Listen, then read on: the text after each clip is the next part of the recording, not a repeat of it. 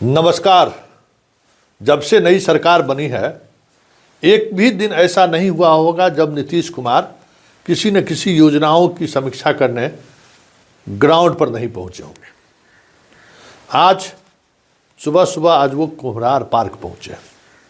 वह कुम्हरार पार्क जो इस बिहार का इतिहास है, वह कुम्हरार पार्क जिसके सहारे मौर्य काल के वैभवशाली इतिहास को समझा जा सकता है।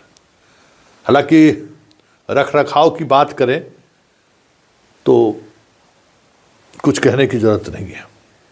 ऐतिहासिक धरोहर को लेकर हमारे आज की पीढ़ी की बात तो छोड़िए, हमारे पुरखों में भी कोई खास दिलचस्पी नहीं रही है।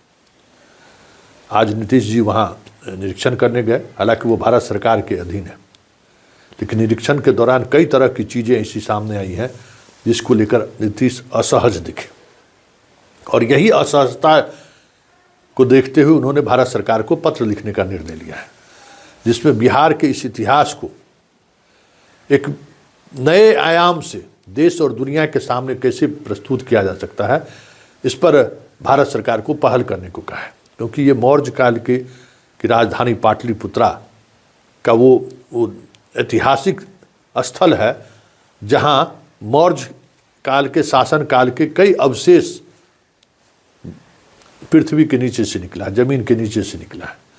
मतलब वही जगह है कुम्हरार जहां सम्राट अशोक से लेकर चंद्रगुप्त तक का शासन का काल उसका वो मतलब साक्षी है।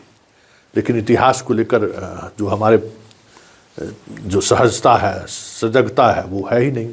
उसी तरीके से सामान बिखरे हुए हैं। हालांकि अब खुदाई का काम बंद कर दिया गया, वो भी आज़ादी से पहले अंग्रेज़ों ने खुदाई कर कुछ चीज़ें दुनिया के सामने लाकर रख दिया है। इसमें हम बिहारियों की कोई योगदान नहीं है। उसी समय आज़ादी से पहले ही जो खुदाई हुई थी और उसके बाद फिर 55 में खुदाई हुई, उसके बाद फिर दोबारा इसको लेकर कोई पहल नहीं हुई है कि कुछ बेहतर कुछ हो जाए, कुछ नई चीज़ें सामने आ जाए। कुछ भी नहीं। आज मुख्यमंत्री के वहाँ जाने से भले मीडिया में सुर्खियों बनेंगी, लेकिन एक बात सामने आएगी कि हम अपने धरोहर को लेकर मेरा और आपका नज़रिया क्या है, या उस धरोहर को लेकर हम आप सोचते क्या है।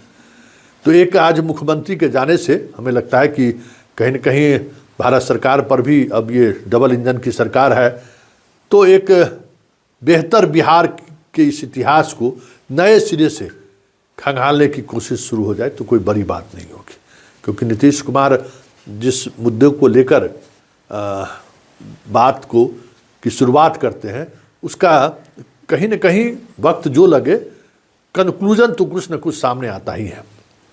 तो कुम्हरार पार्क जो बिहार का इतिहास नहीं, इस देश का इतिहास को रेखांकित करता है, इस देश के उस काल को रेखांकित करता है जो स्वर्ण काल माना जाता है, स्वर्णिम काल माना जाता है।